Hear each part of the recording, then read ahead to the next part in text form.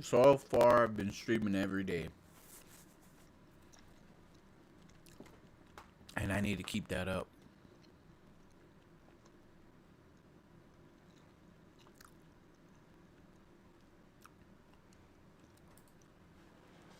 Join large-scale battles with military vehicles. The online action game War Thunder has received a major update. Direct hit. Joining the battle on machines like the Soviet MiG-27M, American Abrams HC, the Swedish Viggen, and many other new vehicles. Push these modern machines to their limit on the new map Spaceport. Dozens of players participate in a single battle using tanks, planes, and helicopters. Research unique modules, smoke grenades, dynamic defenses, thermal sensors, and much more. Use all the advantages, and if you're skilled enough, finish the battle with a nuclear strike. War Thunder covers the most famous conflicts of the 20th century, from the Second World War to the Cold War, featuring battlegrounds from all over the world, from hot African deserts to the frigid streets of Alaska. Thanks to improved effects, the oceans look even more real in naval battles. War Thunder features cutting-edge graphics and advanced destructibility, but it can more than easily be played on less powerful computers and laptops. Download War Thunder on warthunder.com.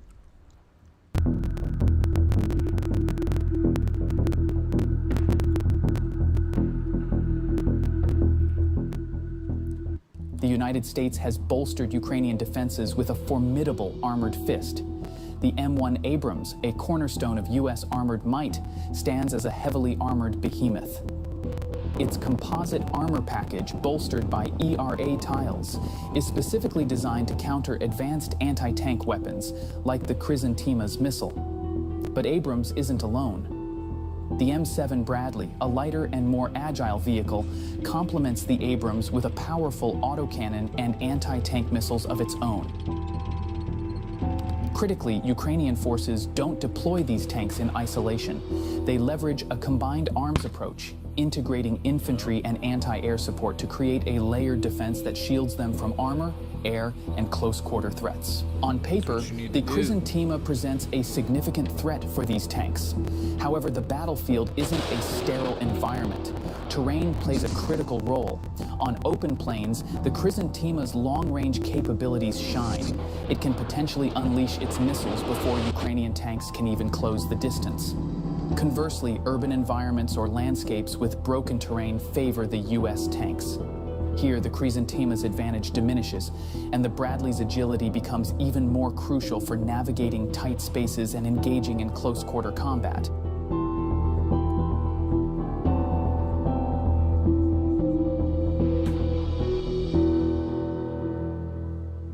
Military experts offer a more nuanced perspective. While the Chrysanthema's missile poses a serious threat, its true impact might lie in disrupting enemy formations and forcing them to adapt their tactics.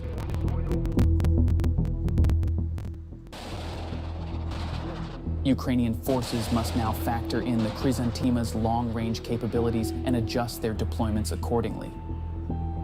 Ultimately, the effectiveness of the Chrysanthema hinges on how effectively it's integrated into Russia's overall strategy and how Ukrainian forces adapt their tactics to counter this new threat. What do you think?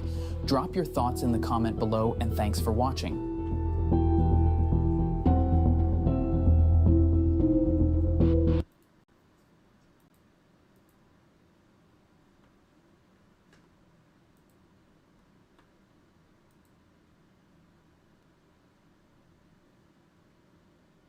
Oh, shit. And we are now also getting some new details about the gunman and his background. We're learning more about him, and our Danny Freeman has been doing so much of that reporting. So, Danny, what have you learned about the gunman here in these past moments?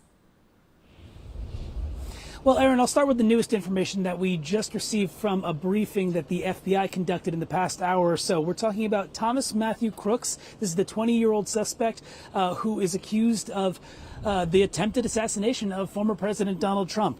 According to the FBI, we now know that they believe that he acted alone, and the FBI also believes that there's no indication of mental health issues with Mr. Crooks.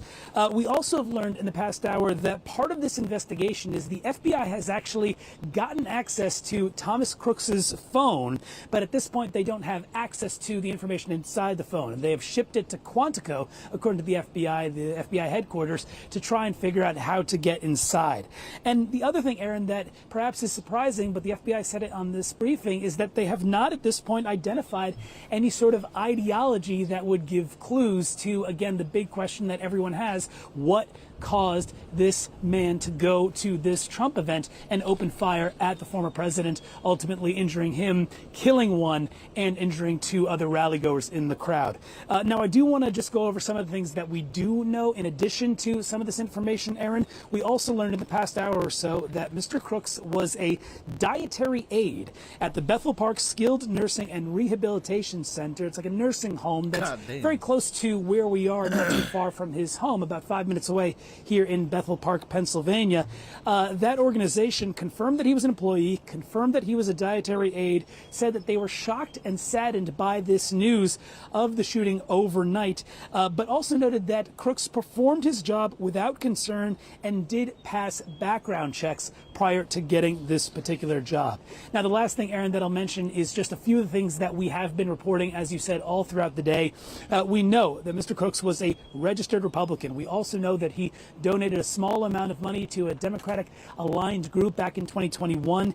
And we also know that he was in possession of an AR-style rifle, which law enforcement sources tell us was actually not just obtained legally, but also traced back to Mr. Crooks's father. And that's actually how law enforcement was able to identify their suspect in the first place, because Thomas Crooks was not found with any ID after the U.S. Secret Service agents neutralized him yesterday. But again, Aaron, the big question that we still do not have an answer to: what led him to go to that Trump campaign event and open fire? Aaron? And of course, everyone is just desperate for answers here on that. You've got to think back to the Las Vegas situation, of course, where we never got those answers. And so much could be resting on that phone, as you say, right now at Quantico, Virginia. So, Danny, when he shot to kill the former president. He did kill somebody. There were two others critically injured. What more have you learned about them? So, Aaron, we actually just got new information from Pennsylvania State Police, and I should say it is actually good information. We now know the identities of the two other men who last night were determined to be critically injured. Now we know that these men are both stable. That's 57-year-old David Dutch from New Kensington, Pennsylvania. That's also in this larger Pittsburgh area. And then 74-year-old James Copenhaver from Moon Township, Pennsylvania. And I should say that David Dutch was a service member as well. Part of the Marine organization here in the Commonwealth of Pennsylvania, said that he had to have 2 surgeries for gunshots in both his liver and his chest. So just a miracle that these two men are in stable condition after getting shot yesterday at that event. But Aaron, I do want to mention that there is the third victim. That was a rally goer, Mr. Corey Comparator. He is a husband, a father of 2. Pennsylvania Governor Josh Shapiro described him as a girl dad, a loving family man. And Governor Josh Shapiro said that he spoke with the wife of Corey earlier today, who told him that Corey's a hero. Not only was he a firefighter, but also when those shots rang out, Mr. Comparator dove on top of his family members who were also at that rally, protecting them from oncoming gunfire. The last thing I'll note on that, Aaron, is that U.S. flags and Commonwealth flags here in Pennsylvania have been lowered to half staff in honor of Mr. Comparator today. Damn right. Aaron? All right, Danny, thank you very much. We're also learning more about how what happened in Butler, Pennsylvania is impacting what's happening here in Milwaukee, Wisconsin. A source familiar